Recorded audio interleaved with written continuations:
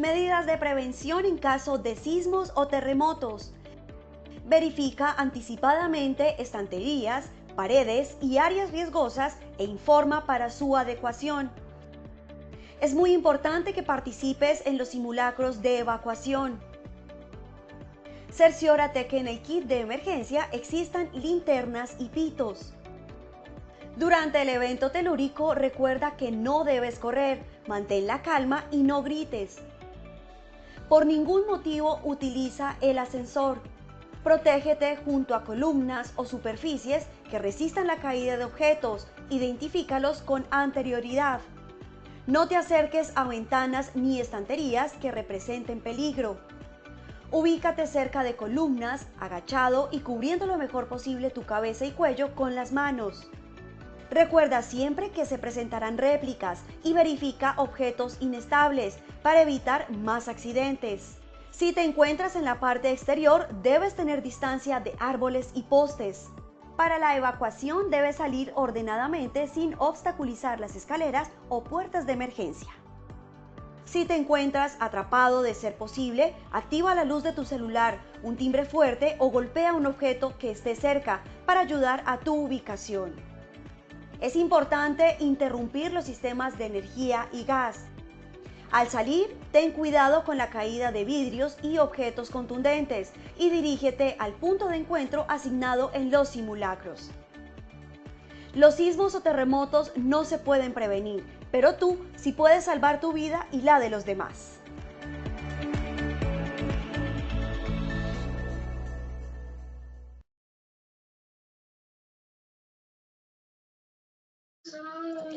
Muy buenas tardes para todos nuestros participantes. Les enviamos un cordial saludo desde Positiva Compañía de Seguros y Positiva Educa. Mi nombre es Paola Quintero y seré la encargada de guiarlos en esta acción educativa de la Comunidad Nacional de Conocimiento en Investigación de la Enfermedad Laboral, con la temática titulada Sesión 1, Realidad o Ficción, el fantasma del síndrome post-COVID-19. Les solicitamos muy amablemente estar atentos y participar activamente en nuestro evento web. Pueden usar el chat para realizar las preguntas, las inquietudes que puedan tener. Recuerden que a lo largo del evento o al final tendremos un espacio para dar respuesta a las preguntas formuladas. Es un placer para mí darle la bienvenida a nuestro experto líder de la comunidad, el doctor Cristian Alonso Ramírez. Él es médico cirujano, magíster en educación e investigación cualitativa, especialista en administración de salud ocupacional, tecnólogo de higiene y seguridad industrial, asesor internacional, profesor de posgrado y maestrías de diferentes universidades nacionales e internacionales. ¿Quién nos acompañará durante esta sesión? Doctor Alonso, muy buenas tardes, qué gusto tenerte nuevamente con nosotros y bienvenido. Hola Paola, para mí también es un gusto estar contigo y con todas las demás personas que nos acompañan el día de hoy. La idea del día de hoy, y miren que fue un tema totalmente al azar, estamos hablando hoy, 5 años después de el inicio de la pandemia, precisamente de un tema muy interesante con el que arrancábamos nuestra comunidad del conocimiento en investigación de enfermedad laboral. Y esto es por el COVID-19 y los síndromes post-COVID. ¿Es ello una realidad o es una ficción? Eso es algo que vamos a resolver durante este tiempo que estaremos hablando. Pero la idea, en todo caso, Paola, y para todos ustedes, es que entremos a revisar qué queda como secuela de la infección en aquellos que tuvieron infecciones desde leves hasta muy severas y cuáles de ellas, ojo, se pueden convertir en enfermedades laborales al estar ligadas a un síndrome post-COVID que sea laboral. En ese orden de ideas, vamos a seguir por esta ruta que nos hemos trazado para la investigación de la enfermedad laboral. Recuerden que luego estaremos hablando en nuestra sesión 2 de esta comunidad del cáncer de piel en el mundo del trabajo, cómo diagnosticarlo y cómo prevenirlo en un ámbito donde estamos teniendo obviamente una exposición mucho más alta a los rayos solares en todas las labores que se dan al aire libre o en cualquier momento en que estemos afuera. Pero Paola, si quieres primero hagamos unas preguntas para evaluar cómo iniciamos con este tema. Claro que sí, sí, señor. Iniciaremos con el sondeo. Les recordamos que realizamos 2 sondeos durante el evento, uno al inicio y el otro al final. El primero tiene como objetivo evaluar los conocimientos previos de los participantes y el segundo medir lo aprendido. Comencemos con la primera pregunta. Luego de sufrir el COVID-19, las secuelas son A, fatiga crónica, niebla cerebral y cefalea. B, poliomielitis.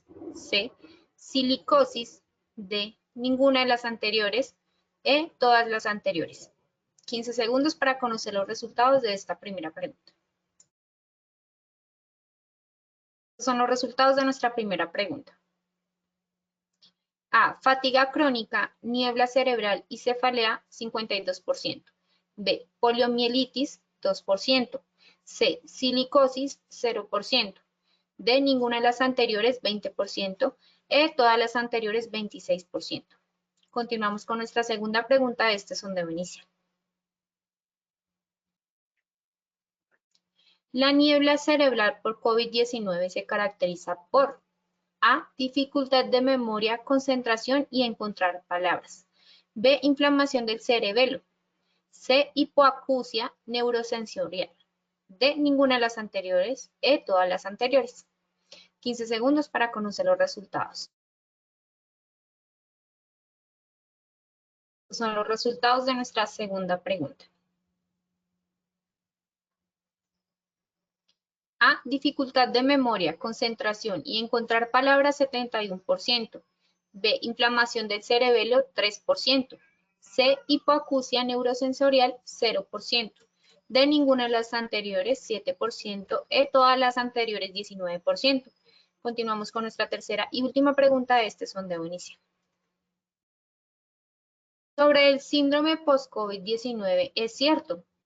A, puede agravar patologías de base como la diabetes. B, la vacunación disminuye la incidencia.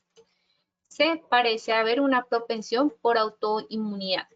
D, ninguna de las anteriores. E, todas las anteriores. 15 segundos para conocer los resultados de esta tercera pregunta. Estos son los resultados de nuestra tercera pregunta.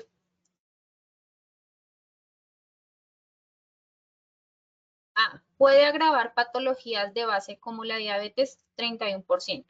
B, la vacunación disminuye la incidencia, 28%. C, parece haber una propensión de autoinmunidad, 5%. D, ninguna de las anteriores, 9%. Y de todas las anteriores, 28%. Conociendo así los resultados de este sondeo inicial, le damos el paso a nuestro experto, el doctor Cristian Alonso. Paola, muchas gracias.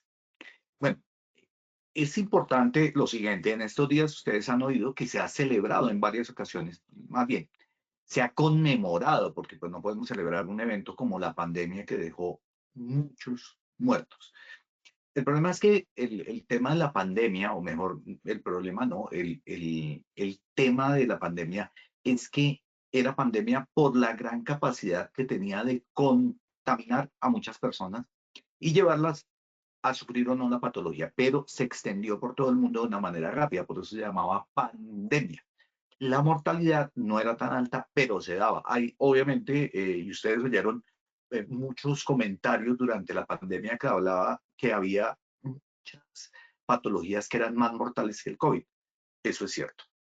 Pero no era pandemia porque fuera mortal, era pandemia porque se podía y de hecho se expandió por todo el mundo de una manera rápida.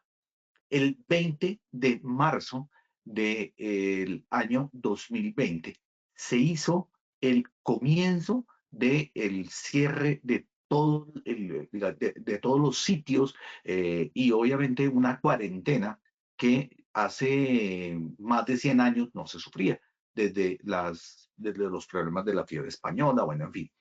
Esos temas que tuvieron que darse durante este tiempo marcaron un hito gigante en nuestras vidas, no solamente en nuestras vidas, sino en las vidas de todas las personas, por no hablar de los niños y obviamente nosotros como trabajadores, tanto de salud como de seguridad y salud en el trabajo, tuvimos mucho trabajo durante este tema porque digamos que estábamos frente a un evento que era totalmente nuevo Y no solamente el evento es nuevo, sino que el síndrome post-COVID es nuevo. Y es nuevo porque no se esperaba cuando esto salió. Pero la idea es que podamos entrar a averiguar qué es este tal síndrome post-COVID y si existe o no. Voy a citar a Albert Einstein, creo que pues, no es necesario hacer mucha profundidad sobre quién era Albert Einstein, era un físico alemán que obviamente inventó, o más bien descubrió y nos dio a conocer la teoría de la relatividad. Y obviamente es un ícono en relación con lo que es el conocimiento humano y la inteligencia humana. Y él dijo lo siguiente, en los momentos de crisis, solo la imaginación es más importante que el conocimiento. Y aquí nos tocó entender que estábamos bajo una crisis y nos tocó hacer mucho alarde de imaginación para poder hacer una serie de actividades que como seres humanos dábamos por sentadas. Por ejemplo, ir a trabajar, y nos convertimos en teletrabajadores. Y hoy en día, esto que estamos viviendo, de podernos comunicar con todos ustedes en cualquier momento del día y de una manera donde en este momento puedo estar hablando con alguien en el Chocó, con alguien en La Guajira, con alguien en el Amazonas, con alguien en Pasto, es decir, en todos los puntos cardinales de la nación y en todas y cada uno de los sitios lo estamos haciendo precisamente porque este avance que ya existía, que era la posibilidad de hacer clases de manera sincrónica, pero virtual, solamente hasta ahora, después de todo este tiempo, se ha mantenido. Y la idea es que se creó en este momento, se reforzó y se mantuvo. Tal vez muchos pensábamos que eso no era tan viable, que no se podía poner atención. Bueno, en fin, había una serie de mitos sobre cómo podíamos llegar a las personas desde estos temas de la virtualidad, pero se logró. Y no solamente eso, sino que hoy en día podemos ser mucho más productivos en la medida en que muchas personas trabajan desde sus casas y aún se mantiene ese teletrabajo o trabajo desde casa, que no es necesariamente lo mismo. Adicionalmente a eso, estamos pudiendo asistir a reuniones sin necesidad de estar todos allí presentes, viéndonos las caras y teniendo que en estas ciudades grandes como Bogotá, Medellín, Barranquilla, Cali, donde los tiempos de transporte son tan largos, podemos estar desde una pantalla reunidos todos sin necesidad de someternos a horas de transporte. Eso es la herencia que nos dejó la pandemia, por solamente hablar de unas pequeñas actividades. Pero fue la capacidad de reinventarnos la que se generó con el COVID-19. Hoy, a 5 años de ese momento, vamos a revisar qué otras herencias nos dejó el COVID, entre ellos el síndrome post-COVID, del cual vamos a hablar hoy. Y la idea es mirar la definición del síndrome post-COVID, cómo se produce, es decir, lo que nosotros en medicina llamamos la fisiopatología, es decir, cómo funciona la enfermedad o cómo se genera, el diagnóstico y el tratamiento, y obviamente vamos a analizar algunos de los síntomas o patologías más frecuentes que se asocian al síndrome post-COVID, que definitivamente termina siendo un evento que se vuelve un poco más esotérico, sobre todo cuando nos alejamos de ese momento que pasó hace 5 años y queremos un poco olvidar. Sin embargo, las personas que lo sufren, y yo creo que un poco cuando lancé las preguntas, quería sondear qué tanto estábamos escuchando más bien a otras personas hablar de este síndrome post-COVID, estábamos oyendo ese quejarse de la gente y muy seguramente muchos de ustedes dirán, sí, yo tuve esto por este tiempo y hay otros que dicen, todavía mantengo estos síntomas. Una cosa muy importante es que el síndrome post-COVID es y ha sido determinado como un COVID prolongado. También se le ha llamado secuela post-COVID. Y van a ver que estas secuelas post-COVID o COVID prolongado o síndrome post-COVID tienen muchas manifestaciones. No es una sola la que se ve allí. Se refiere obviamente a muchos síntomas, una serie de síntomas y una serie de afecciones que persisten semanas, meses y he encontrado muchos artículos que hablan de años. Es muy importante entender que el COVID no ha desaparecido, o sea, no desaparecimos el COVID, tenemos la capacidad de atenderlo en cualquier momento, que es distinto. Y eso nos permite hoy en día tener infectados que tienen este tipo de patologías respiratorias o de otro tipo y que se van a ver afectados de la misma manera que nos vimos afectados durante la pandemia, pero que ya teniendo la capacidad de entender la patología y de tratarla, pues va a ser un poco distinto la significación en cuanto a muerte o en cuanto a cronicidad se dé. No obstante, y esto es algo que vamos a ver, ya no se da en la misma magnitud, se sigue presentando y la idea es entender qué pasa después de esa recuperación. Entonces, se recuperaron de este síndrome post de COVID y posteriormente entraron a tener una serie de manifestaciones que nos llaman muchísimo la atención porque definitivamente son muy complejas para nosotros como personas dentro de estos contextos de la salud y obviamente dentro del trabajo. Y que son muy difíciles de hacer la conexión entre ese COVID, recuerden que fue una enfermedad laboral directa para el personal de salud y aquellos relacionados con la atención en salud. Es decir, podría estar perfectamente la enfermera, la jefe de enfermeras, auxiliares, fisioterapeutas, terapeutas ocupacionales, el personal administrativo, las niñas del aseo y jóvenes que están dedicados a estos temas de servicios generales, la recolección de basuras, todo lo que tenía que ver con la celaduría.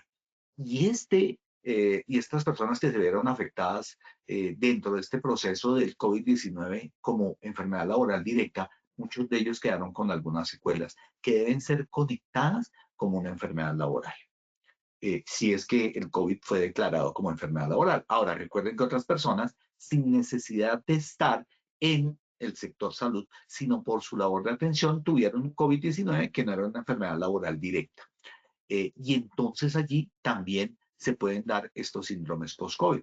Empecemos a identificarlos, pero sobre todo entendamos que muchas de estas secuelas son bizarras. Y bizarro significa que no es fácil de identificar. Y no es fácil de identificar porque hemos perdido un poco el qué son. Entonces, un poco esta conmemoración de este evento, digamos, fatídico que fue el COVID-19, esta infección y esta pandemia, vamos a tratar de recolectar una información posterior para ver de qué se trata este COVID prolongado o síndrome post-COVID. Generalmente es por una persistencia, por lo menos 3 meses después de la enfermedad aguda. Entonces sufrieron una enfermedad aguda, sabiendo que la mayoría de personas que se infectaron por COVID lo hicieron de manera asintomática, es decir, tenían el contacto, se les tomó la prueba y la prueba era positiva, pero no sufrieron necesariamente todos síntomas. Recuerden que solamente el 5% llegó a presentar síntomas graves de COVID. El 95% no tenían síntomas graves. Entonces, en ellos, y ojo, esta es una cosa bien importante, no importa la magnitud, o sea, no estamos hablando de un síndrome post-COVID en personas que estuvieron en cuidado intensivo o que tuvieron hospitalización, no necesariamente en cuidado intensivo por el COVID-19. No, inclusive los asintomáticos se han reportado como que han tenido síndrome post-COVID. Esta enfermedad puede afectar muchos sistemas orgánicos. Recuerden que aunque es una infección viral, podía afectar diferentes órganos. Y esos órganos dañados lo van a hacer a largo plazo y su función se deterioró. Hay muchos síntomas, por eso hablamos de una amplia gama de síntomas. Uno de ellos es la fatiga. Creo que hablando con mucha gente posterior a la infección, muchos hablaban de la fatiga. Y hoy en día muchos siguen hablando de fatiga y que ha persistido en la fatiga a pesar del tratamiento que recibieron y a pesar de haber pasado muchos meses después de la infección. Un punto clave es el deterioro cognitivo, es decir, cómo la capacidad de pensar, de tener memoria, de tener formas de hallar las palabras para nombrar ciertos elementos, esto se ha perdido y ese deterioro cognitivo se ha denominado niebla mental o mist brain y tiene otros sinónimos, pero vamos a verlos ahorita cuando hablemos de ella en detenimiento. La disnea, o sea, el ahogo y la poca capacidad de ejercicio. Entonces, la fatiga puede ser algo subjetivo o puede ser efectivamente que no pueden hacer ejercicio. El dolor también post-COVID se dio y era de muy difícil tratamiento. Muy bien. Hay una guía que se llama NICE. No es porque sea chévere, NICE de chévere, sino NICE se refiere a una guía médica que nosotros consultamos en medicina con mucha frecuencia para ciertas patologías. Y allí se definió el síndrome post-COVID como ese conjunto de signos y síntomas que se desarrollaron durante o después de la infección que era compatible con COVID-19. Recuerde que después de un tiempo se dejó de tomar la prueba y simplemente con signos y síntomas ya se decía que era un COVID-19 y se dejó de tomar la prueba. Luego, no todos tuvieron prueba. Para su diagnóstico, obviamente, era sí necesario, para decir que es un síndrome post-COVID, haber tenido una historia de COVID-19 confirmada, con PCR o no, puede ser clínicamente, y que continúa durante 12 semanas o más, y que ningún otro diagnóstico lo explicaba, porque vamos a ver, una fatiga puede ser explicada por muchas cosas, pero no necesariamente sería un síndrome post-COVID, cualquier fatiga. Entonces vamos a entrar a una cosa que se llama el cómo hacemos el diagnóstico. Muy bien. Miren qué interesante en este punto. Miremos la epidemiología. ¿Y qué cosa tan clave se dio? Y es que los investigadores de este tipo de patologías del síndrome post-COVID descubrieron que había muchas personas que mejoraban paulatinamente el COVID-19 del síndrome de COVID persistente, pero otras pudieran persistir durante años. Es decir, una persona que sufrió, no solamente uno, pudieron haber sufrido inclusive varias infecciones y fuimos, digamos, testigos del tema, pero no solamente eso, la gente persistió con este síndrome durante años. Eso ya está demostrado epidemiológicamente. Muchas personas desarrollaron un COVID persistente antes de la llegada de la vacuna y aún todavía no se encuentran bien. Recuerden que nos demoramos, aunque ya había investigación sobre vacunas RNA de tipo virus COVID-19, o sea, los virus RNA. Estos, obviamente, aunque ya teníamos preparada esa entrada y ya se había investigado, lo cual nos ahorró una cantidad de tiempo. Muchas personas hicieron COVID antes de que existiera la vacuna como tal. Y una cosa que tengo que hablar sobre el COVID y sus vacunas, y que es muy importante para todos nosotros, es que las personas que fueron completamente vacunadas, es decir, sus 3 dosis, y se han mantenido renovándola, y estamos hablando de personas mayores también, que tienen que cuidarse porque el COVID sigue siendo bastante letal a esas edades, y estando al día en sus refuerzos, el riesgo de COVID persistente es mucho menor. Es muy probable que presenten COVID, es probable, pero de una manera menos severa y ojo, no va a disminuir esa probabilidad de que hagan un COVID persistente, es decir, un COVID que se prolongue en el tiempo. Y esto es por la vacuna, sobre todo vacunas de tercera generación. Se dice más o menos que entre el 3 y el 5% de las personas aún desarrollan COVID persistente después de una infección aguda, no necesariamente, como les dije, sintomática. No es necesario que hayan hecho toda la gama de disnea, que se hayan desaturado para que hagan una síndrome de COVID persistente. Lo pueden hacer con una infección asintomática.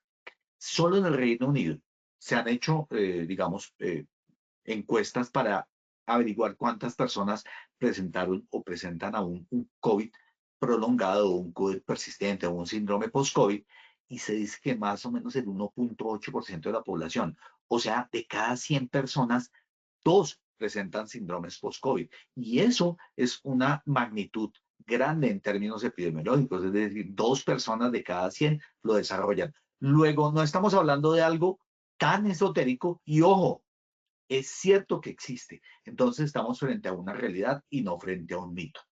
Muy bien, pero si profundizamos un poquito el tema, existieron muchos personas que hicieron el COVID prolongado, pero ¿cuántos?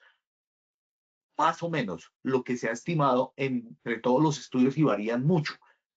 Entre las personas que sufrieron infección aguda por COVID, una de cada 2, es decir, el 50%, hasta el 85% dicen algunos estudios, pero para personas no vacunadas, y fíjense lo importante, vacunadas 50%, pero 85% para personas vacunadas y que fueron hospitalizadas, van a persistir por COVID-19. Y entre los hospitalizados, se habla más o menos del 10 al 35% de personas, es decir, 5 de cada 10, casi 9 de cada 10 o 4 de cada 10 entre las personas no vacunadas y que fueron hospitalizadas van a presentar del 8 al 12% de personas que tienen COVID prolongado. Es decir, que estamos hablando persistencias más o menos entre el 10 y el 85%, dependiendo de hospitalización, no vacunación, y entendiendo que la vacunación termina siendo un factor protector de ese COVID prolongado que aún hoy está perturbando la salud de las personas.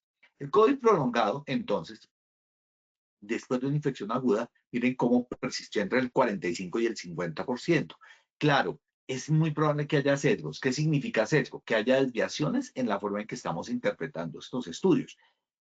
Muchos reportan desde síntomas leves hasta múltiples síntomas graves que no los dejan salir de la casa. Entonces, si un síntoma leve y hasta un síntoma como estar postrado en casa están reportados, claro, por eso es que encontramos estas grandes variaciones de porcentaje. Creo que no hemos sido tan acuciosos en recoger la información. El Reino Unido dice que el 20% de personas informan síntomas de COVID prolongado y los describen como graves. Pues claro, sí, allí está toda esta población, pero el 20% sí lo perciben como graves, no es solamente los síntomas leves. Eso hay que tenerlo en cuenta porque obviamente va a generar condiciones de discapacidad. Y obviamente en las empresas que no tienen personas que están pensionadas, pues va a generar, por este motivo, pues va a generar también un motivo de seguimiento de estos pacientes. ¿Qué pasa? Hay una fisióloga muy importante, una fisiopatóloga que es Esther Barreiro. Ella escribió un libro sobre los mecanismos con los cuales, y me tocó leer muchísimo para poder verificar que se estaba hablando del tema de COVID, y decía que en el caso de la persistencia del COVID-19 es porque muchos virus persistían dentro del cuerpo, o sea, el virus se quedó dentro del cuerpo. ¿Listo? Y eso significa que la persona tiene una alteración de la respuesta inmunitaria, es decir, ¿cómo respondo yo a las infecciones? Con mis leucocitos, con mis proteínas, bueno, en fin, con una serie de defensas que tenemos allí. Y esas defensas las llamamos sistema inmunitario. Muchas de estas personas tenían alteración en la respuesta del sistema inmunitario. De hecho, por eso hicieron en muchas ocasiones COVID complicados. Recuerden que teníamos unas personas que tenían bajo ciertas condiciones como la diabetes, la hipertensión, personas con cáncer, por ejemplo, hacían mucho más fácil infecciones letales. No era que fueran más fácil infección, sino que si les daban la infección era más letal y se complicaban más. Incluso, como les decía, muchas de estas personas hicieron problemas de coagulación sanguínea microscópica. Eso era muy difícil y no sabíamos que eso era lo que iba a suceder, pero empezaron. ¿Y qué significa coagulación sanguínea? Que en los vasos llegaron trombos y taparon ciertas áreas del cerebro, ciertas áreas de ciertos órganos, lo cual generó daño en dichos órganos de manera permanente. Incluso personas que tenían infecciones leves también hicieron estos procesos que fueron complicados. Pero la pregunta es, ¿qué síntomas tiene hoy el síndrome post-COVID que nos permita identificarlas, sobre todo en el personal que tenemos a nuestro cargo? Entonces, el gran problema termina siendo que existen muchos síntomas de diferentes órganos.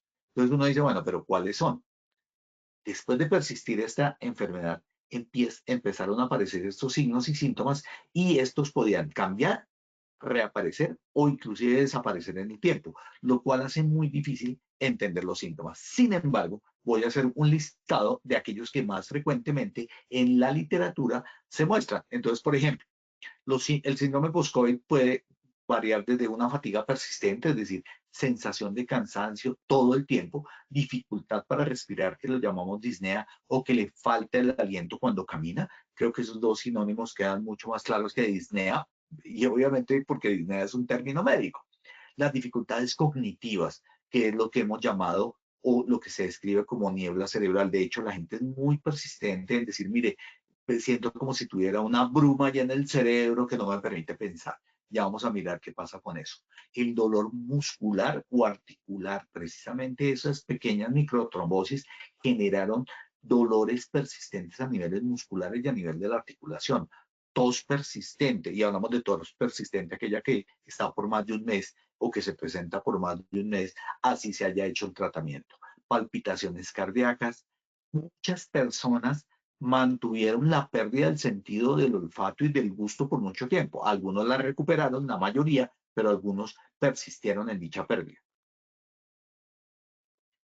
Muchas personas quedaron con ansiedad y depresión post-COVID. O sea, no solamente fue la infección, sino esa sensación del daño que se produjo y de todo lo que llevó la pandemia, pues quedaron personas con ansiedad y con depresión. Y muchos comenzaron a tener síntomas gastrointestinales, gastritis, colon irritable, molestias generales que no apuntaban directamente al COVID-19, pero que persistieron luego de la infección.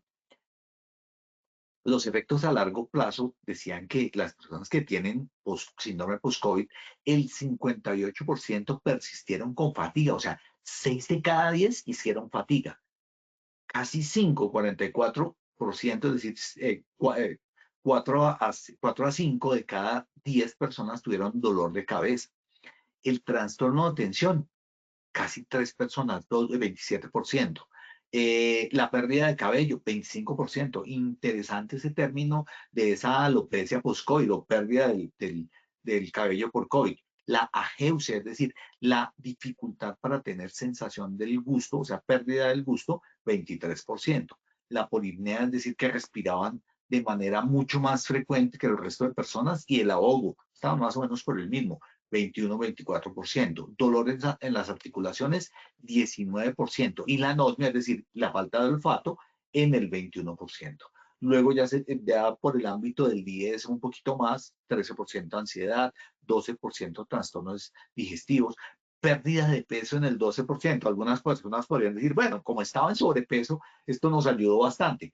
Sí, estoy de acuerdo con que pudiese ayudar bastante la pérdida de peso, pero la idea es que no se vuelva crónica. Muchas personas aumentaron su frecuencia cardíaca, el 11%, fiebre, trastornos de sueño, capacidad pulmonar reducida, 10%, dolor general. Y bueno, los otros ya un poquito de menos presencia, como los mareos, la disforia, que tiene que ver con los estados de ánimo. Muchos de estos diagnósticos, y traigo esta diapositiva también, en algunos países de la Unión Europea y en Estados Unidos, hablaban de anormalidades de los rayos X de tórax en el 34%. Eso es importantísimo.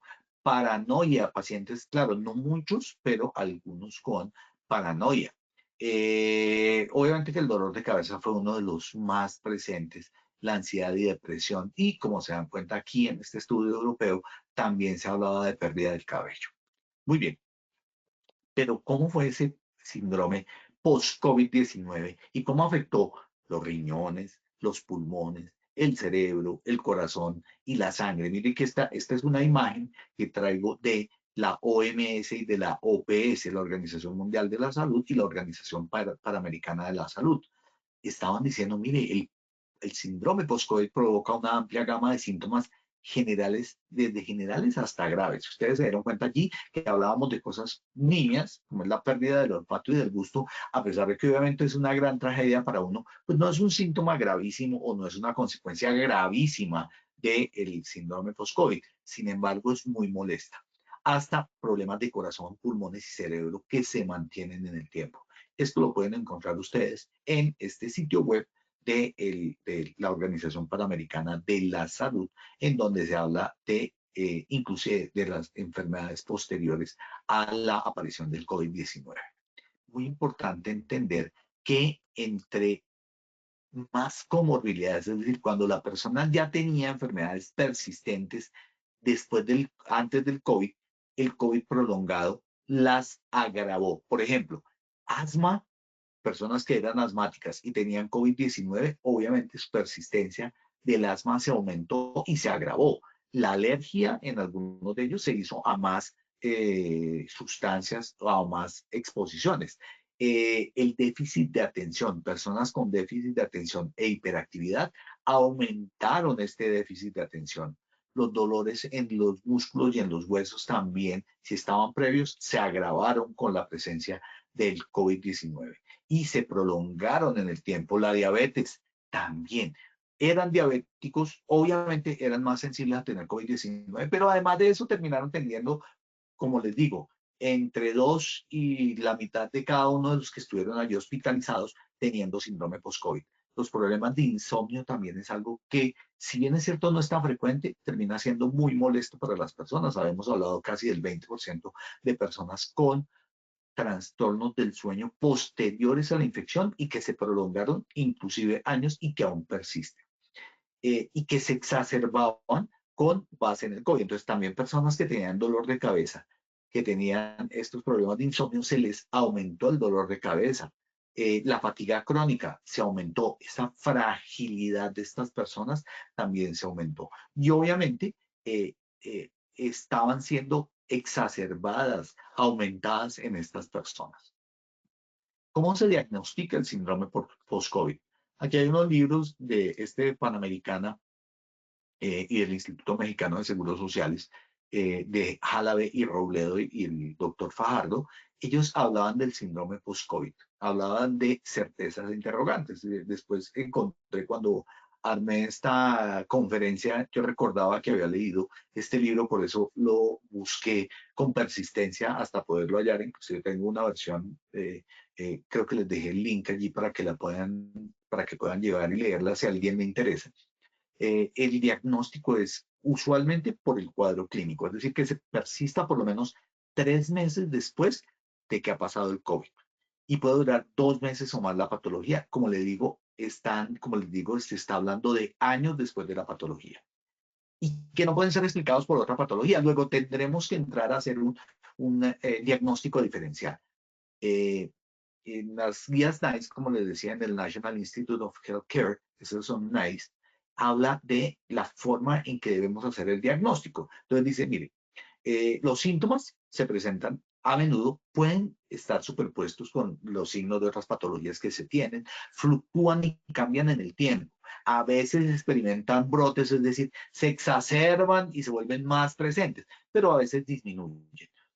Incluyen el sistema cardiovascular, respiratorio, gastrointestinal, neurológico, musculoesquelético, metabólico, renal, dermatológico, otorrino, hematológico, problemas psiquiátricos y de dolor generalizado, fiebre persistente. Luego estamos hablando de una variedad de síntomas tan grande que a veces es muy complicado hacer ese diagnóstico. Voy a entrar a hablar específicamente de 3 síntomas y secuelas del COVID-19 que fueron muy, digamos, podríamos hablar de famosas, entre otras cosas. Miren, esta es una publicación en periódico que habla del COVID-19 y la niebla mental como una nueva secuela que aún persiste. Yo tengo muchos pacientes ya calificados con grandes secuelas y a veces no tanto, que hablan de ese brain fog o niebla cerebral, o brain mist también lo llaman algunos. La niebla mental no es un diagnóstico médico oficial, o sea, es algo que se ha acuñado dentro de las personas que sufrieron estos problemas y que no entienden y no saben cómo expresar estos problemas. Pero esta niebla cerebral, como se ha llamado de manera coloquial, es decir, que se utiliza en las charlas de las personas que se reúnen y hablan de estos problemas, pero que no son necesariamente del área médica, siguen hablando de esta persistencia, de estos trastornos que son neurocognitivos y que son importantes y que persisten y provocan síntomas como la lentitud del pensamiento. Entonces dicen, es como una bruma que no me permite pensar con velocidad, que me dificulta el procesar la información, es decir, me dan la información y salir adelante con ella se vuelve difícil. Incapacidad para concentrarse, clave, no pueden concentrarse, olvidan fácilmente las cosas. Y otro punto clave es que cuando van a buscarle la palabra, por ejemplo, esto sirve para sentarme, lo puedo utilizar en la mesa, bueno, puedo utilizar una cantidad de cosas, no puedo encontrarle el nombre a esa silla que estoy viendo.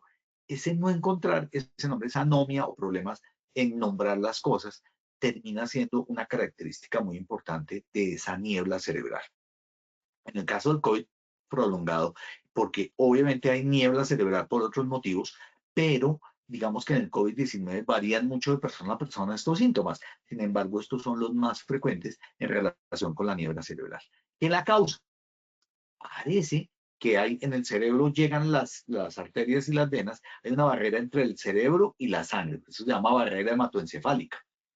No se tiene una comprensión clara y contundente de por qué el COVID-19 genera esta niebla cerebral, pero parece que el virus del COVID-19, el SARS-CoV-2, genera o causa una alteración en el intestino. Entonces se preguntarán, ¿pero por qué está hablando del intestino se habla de niebla cerebral? Porque resulta que hoy en día sabemos que el intestino es como un segundo cerebro. Entonces, cuando hay esta persistencia del virus allá en el intestino, termina generando problemas a nivel cerebral. El intestino se asocia a la función cerebral, por eso hoy en día no hablamos solamente del cerebro como fuente del tema. Hay una serie de interconexiones que, como está el cerebro-intestino, y hay otras muchas de las cuales muy probablemente hablaremos en otros momentos, se asocian con cambios de la función cerebral, estos nuevos ejes que estamos encontrando. Es muy difícil, pero hay un examen que es una resonancia magnética de imagen de contraste dinámico. Esta se ha utilizado para evidenciar si hay problemas o no en el cerebro, y estos demuestran que ese COVID prolongado hay un daño a nivel cerebral y que tiene que ver con esa desregulación de la barrera hematoencefálica. Parece que hay un daño a la red y en el tejido de los vasos sanguíneos que protegen al cerebro de las sustancias más nocivas, pero que al parecer aquí funciona de manera inadecuada. Por otro lado, la niebla mental, ¿qué síntomas dice la gente tener? Entonces dice la gente que no puede pensar con claridad, que son olvidadizas, que no se pueden concentrar ni encontrar las palabras adecuadas para nombrar los objetos que son muy fáciles para nosotros, pero que para personas con la niebla cerebral sí les genera problemas. Dice que más o menos en Estados Unidos, de esos 17 millones de personas que se infectaron, el 7% de adultos de este grupo sufrieron de COVID prolongado y sufrieron de niebla cerebral. Obviamente varían mucho esas estimaciones porque no se hizo un seguimiento adecuado, pero sí hay esta niebla cerebral y muchos de ustedes se van a encontrar con personas que dicen, después del COVID-19 tengo esta dificultad para pensar. No es sutil, o sea, no es una cosa sencilla. Hay una neuróloga, la doctora McAlpine, que habla de ella. Ella es la directora de la clínica de neurocovid en la Universidad de Yale, o sea, una universidad muy importante, y que también trabajó con otra doctora, con la doctora Serena, y que habla de esta disfunción cognitiva posterior al COVID-19. Dice, hay personas que me han dicho que antes eran increíbles haciendo varias cosas a la vez, pero que con la niebla mental solamente pueden hacer una. Es decir, pierden esa plasticidad, esa facilidad para hacer multitask, como hablan de múltiples tareas. Otros pacientes han cambiado de trabajo porque ya no pueden manejar las tareas o el estrés o la carga de pensamiento de su trabajo anterior. Luego, esa capacidad para desarrollarse sí la han perdido. Y eso termina siendo algo muy interesante como, como el síndrome post-COVID. ¿Cómo detectamos la confusión mental? Pues uno puede utilizar pruebas neuropsicológicas, pero no hay prueba neuropsicológica exacta para la niebla cerebral. Entonces lo que se hace es buscar problemas parecidos a la demencia y problemas de memoria de trabajo, que son los dos que están refiriendo. Entonces, en la prueba neurocognitiva, yo lo que voy a ver, y en las pruebas neuropsicológicas voy a ver es problemas de memoria de trabajo, problemas de olvido, es decir, de demencia, y problemas en la función motora y de detección. Las recomendaciones para el tratamiento de la niebla mental. No hay un medicamento que podamos darle a las personas que tienen niebla mental. Luego, deberemos buscar otras formas. Y miren qué interesante lo que se encontró. Esto también de la Universidad de Yale. Se habla de técnicas de visualización. Entonces, cuando yo tengo problemas de memoria, debo hacer técnicas de visualización. Imaginar en la cabeza lo que yo deseo recordar. Hacer un ensayo auditivo de eso que quiero recordar y repetir mentalmente lo que quiero recordar. Hacer, por ejemplo, una lista corta. Hacer una escucha activa. Es decir, muchas veces sin estar poniendo mucha atención, podíamos captar estos temas. Hoy en día las personas que tienen estos problemas tienen que hacer escucha activa y repetir lo que la persona le está diciendo y hacer tareas funcionales específicas prioritarias en su vida. Entonces, esta tarea es clave. Consumo del medicamento. Vamos a hacer, qué sé yo, tomarnos la tensión arterial. Ese tipo de cosas hay que irlas fijando en la memoria.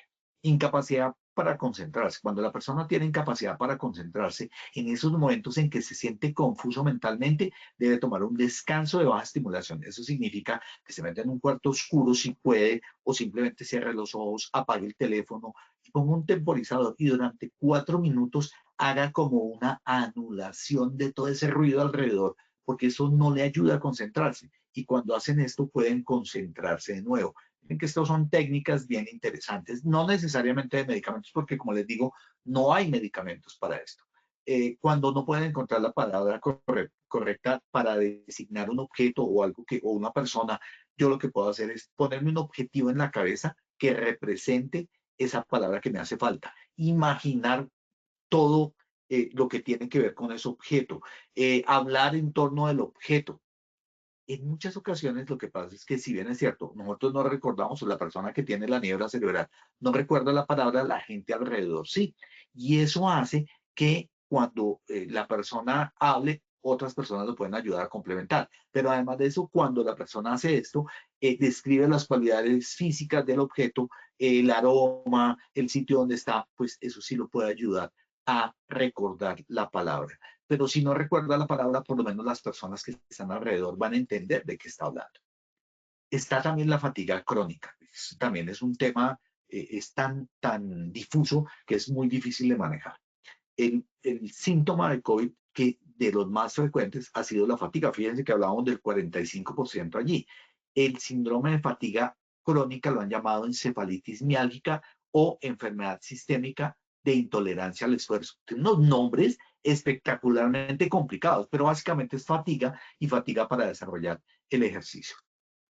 Muy bien, el diagnóstico y el tratamiento de esta fatiga post-COVID o de intolerancia al esfuerzo, así es como se ha llamado, es clínico, es decir, una historia clínica detallada y hacemos el examen físico para evidenciar que no sea otra cosa la causa de la fatiga.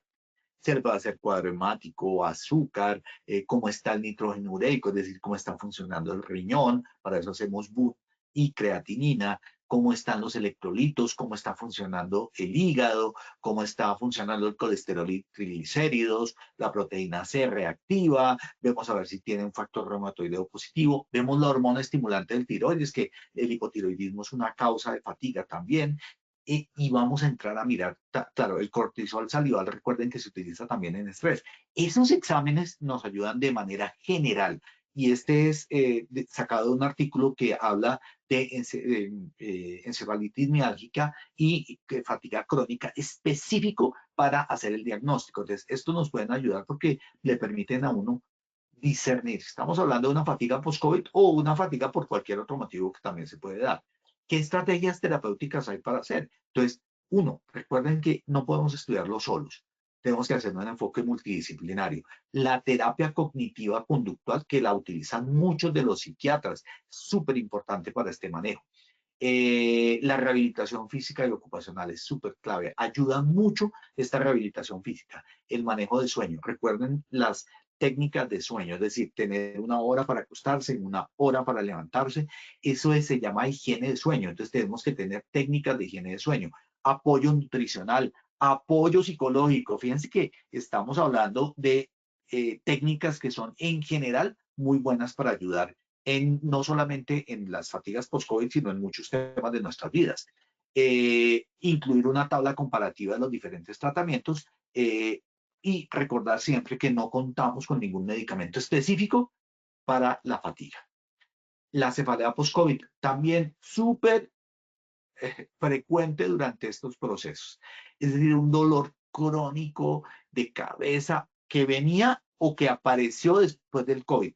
Y es muy difícil tratamiento. Más o menos se calcula que el 19% lo pudieron haber tenido y las personas que sufren de cefalea post-COVID dicen, esto fue una desgracia total.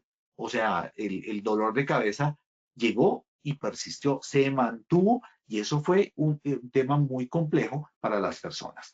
¿Por qué se puede dar? Hay muchas formas, toda la tormenta que se estaba generando en el cerebro de sustancias, de la poca coagulación, la persistencia. Algunos inclusive hablaban de que el virus persistía dentro del cerebro, dentro de los vasos del cerebro. Y la activación inmune. Fíjense que hemos hablado de que también parece que hay un error inmune por parte de las personas que lo sufren y que tienen esta respuesta, es decir, estamos bajamente protegidos, nuestros linfocitos y nuestros sistemas de defensa inmune no están funcionando igual. Ahí vean una liberación de neurotransmisores y de interleuquinas, es decir, sustancias neuroconductoras que estaban allí soltándose y que generaban el dolor. Y obviamente una persistencia de un daño residual sistémico, es decir, hubo daños en el corazón y en el pulmón por causa del COVID-19, que esos daños condicionan la aparición del COVID-19. En general, la idea es que no existe un tratamiento farmacológico, y esto lo he dicho varias veces porque es importante, pero es clave entender que la persistencia o haberse aplicado las vacunas es un factor protector contra el síndrome post-COVID. El diagnóstico diferencial, obviamente hay que diferenciar otro tipo de afecciones. No podemos decir, es que tiene niebla cerebral y por eso es post-COVID. No, puede ser por una infección, por una encefalitis, por un absceso cerebral, por una neoplasia. Todo esto puede estar explicando el síndrome post-COVID. Entonces yo primero quito lo más importante, es decir, hago un diagnóstico diferencial claro y después sí voy a entrar a mirar. Es posible que gente tenga, por ejemplo, hipotiroidismo, estas cefaleas crónicas que se venían presentando. Entonces, la idea es comenzar a mirarlas para poder discernirlas. Dependiendo del patrón de cefalea, yo voy a poder mirar qué tipo de medicamentos voy a dar, teniendo en cuenta que la persona no tenga daño en otro órgano. Es decir, yo no le puedo dar un analgésico no esteroideo como son los AINES del tipo ibuprofeno, Motrin, si la persona está teniendo algún tipo de daño renal. Entonces yo lo que tengo es que mirar si es una cefalea tipo 1, yo lo puedo manejar con estos más acetaminofén o paracetamol. Si es una migraña que se exacerbó y es persistente, obviamente el neurólogo debe dar el tratamiento. Lo mismo pasa en las migrañas tipo 3, que son diarias y persistentes. O sea, hay personas que todos los días tienen dolor de cabeza después del COVID. Entonces yo le puedo dar amitriptilina, mirtazapina, venlafaxina. Obviamente esto liderado por un muy buen equipo multidisciplinario que les enseñe a manejar todas esas variables que puede tener el dolor de cabeza. Finalmente, recuerden lo siguiente, recuerden, las vacunaciones de tercera generación parecen que disminuyen la incidencia del síndrome post-COVID. Y los estudios genéticos y epigenéticos, que eso ya es todo un tema bien interesante, nos están mostrando que parece que había una sensibilidad de las personas desde el punto de vista autoinmunitario. Es decir, que son personas que ya tienen esa susceptibilidad a tener esta patología porque su sistema inmunitario no funcionó de manera adecuada. Y esto hizo que persistiera el síndrome del COVID. Hoy, a 5 años, les dejo una bibliografía buena, además de que cada diapositiva les muestro alguna más, y les dejo los links para que puedan mirarla. La idea es que, como conclusión, entendamos que el COVID-19 llegó hace 5 años, pero aún sus consecuencias se siguen dando a la población. No ha desaparecido, se hizo menos frecuente, se hizo menos posible que se extendiera en la población, y el hecho de tener una vacunación adecuada nos ayudó a tener lo que llamamos una consecuencia de manejo de rebaño, donde tenemos esa inmunidad de rebaño que nos protegió, pero no significa que haya desaparecido y no significa que la gente no haya tenido estos síndromes post-COVID. Hay que consultar, hay que hacer todo el proceso de diagnóstico y muy seguramente vamos a encontrar que algunas cosas que aparecieron después del COVID se les puede dar este nombre de secuelas post-COVID. Es una realidad y la idea es que podamos trabajarla entre todos. Muy bien, Paulita, si quieres hagamos otra vez el sondeo para ver cómo nos fue después de nuestra actividad. Claro que sí, doctor. Antes de pasar al sondeo tenemos unas preguntas. Una la realiza Richard John Herman. Dice, muchos de estos síntomas post-COVID se les atribuye como una secuela de la enfermedad propiamente. ¿No sería más viable que esos síntomas post-COVID sean síntomas como efectos secundarios de la vacuna que se colocó? Mira, la verdad es que obviamente que la vacuna pudo haber generado algunas secuelas, eh, como todo. O sea, yo, por ejemplo, hoy en día hablamos de rubeola, sarampión en maternas, y la rubeola, sarampión pueden matar a una persona, la vacuna, pero definitivamente la patología como tal hizo mucho más daño que la vacuna como tal. En el caso del síndrome post-COVID, la vacuna parece que protegía contra el síndrome post-COVID de acuerdo con los estudios que se han generado a nivel mundial. Listo, doctor. Tenemos otra, la realiza María Maris. Doctor, le hago una pregunta. ¿Qué hacer cuando tenemos estos síntomas? ¿Qué debemos tomar? Bueno, mira, no primero, si es una cefalea o si es una fatiga, pues digamos que digamos, para la cefalea, el acetaminofén, el ibuprofeno y otros medicamentos que deberían ser formulados por el neurólogo para poder manejarlo. Pero aquí lo más importante son los hábitos de vida. Y en hábitos de vida, fíjense que dije, uno, si yo tengo un problema de sueño, higiene del sueño.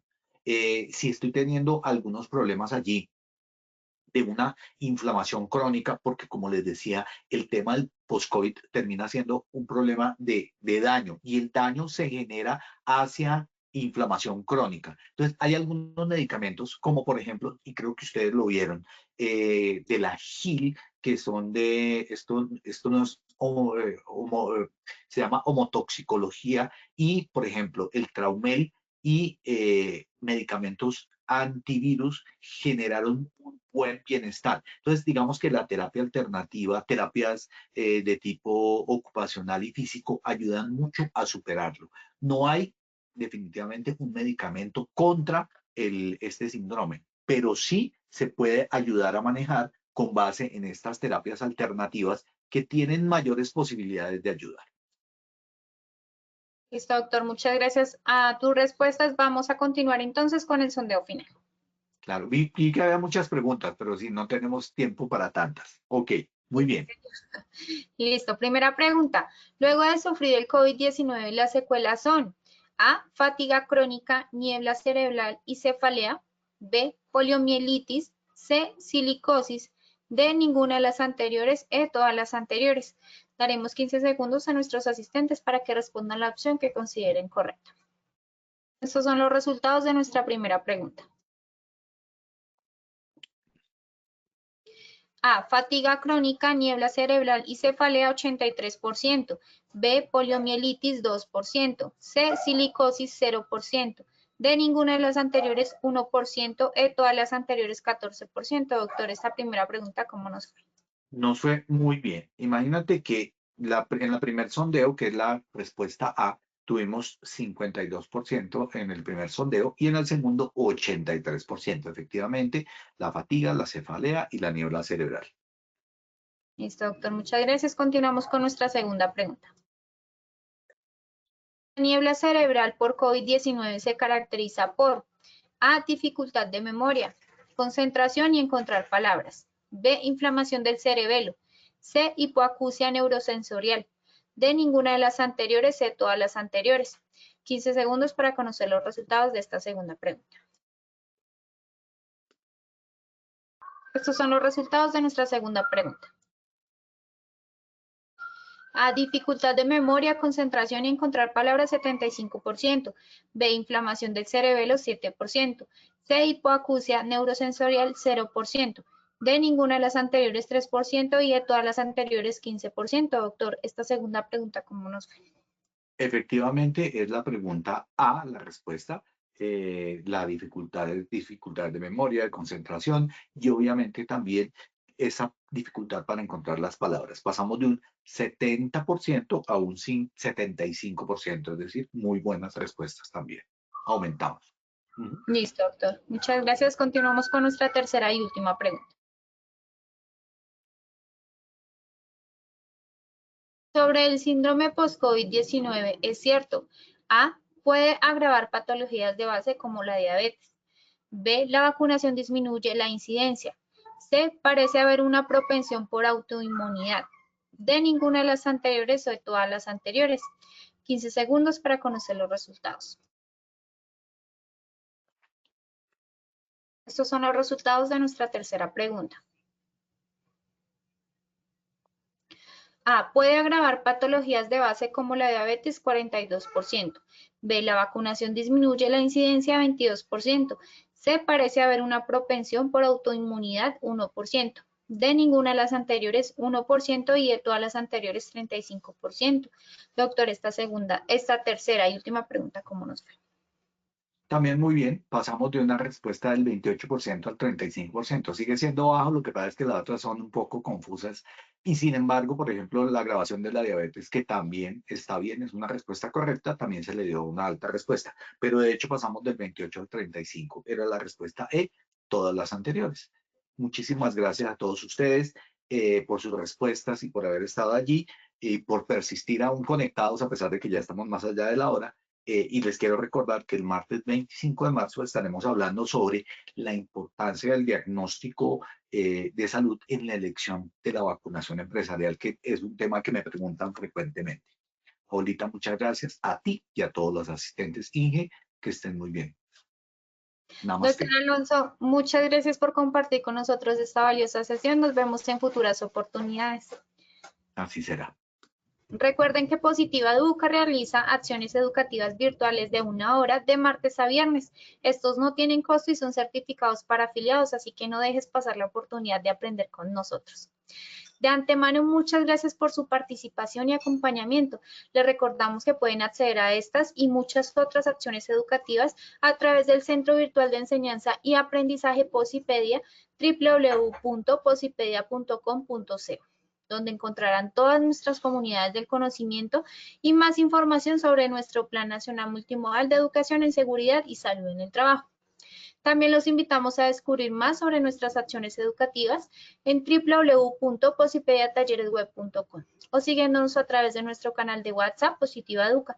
Pueden hacerlo escaneando el código QR que aparece en pantalla o copiando el enlace desde su celular. El certificado de este evento web estará disponible para nuestros afiliados entre 1 y 8 días hábiles después de concluir la acción educativa y podrán acceder a él a través de nuestro portal Posipedia en la sección Educate. Finalizamos nuestro espacio educativo dejándolos con el siguiente video. Que tengan un excelente día.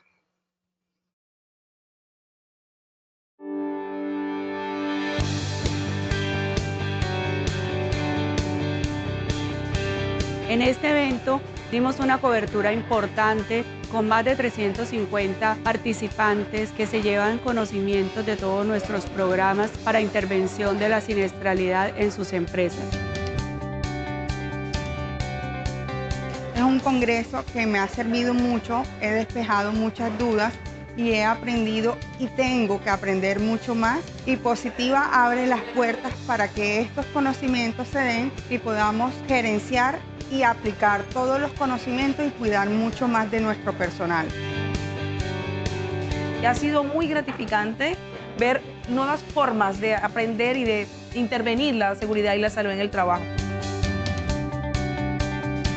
Las personas que asistieron a este congreso se llevan una imagen 1000% de interrelación con Positiva, porque se dieron cuenta que cada día que pasa Positiva interactúa más con sus clientes, con sus empresas y con sus trabajadores y se preocupa por la capacitación continua en cada una de las áreas de la administración de riesgo laboral.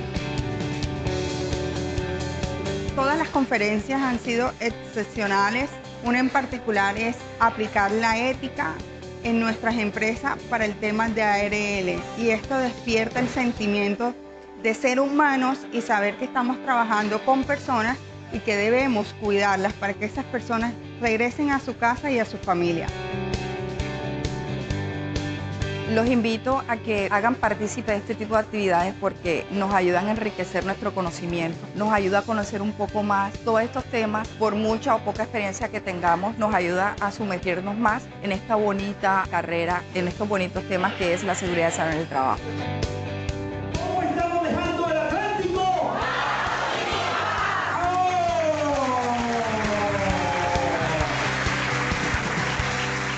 Colombia, potencia de la vida.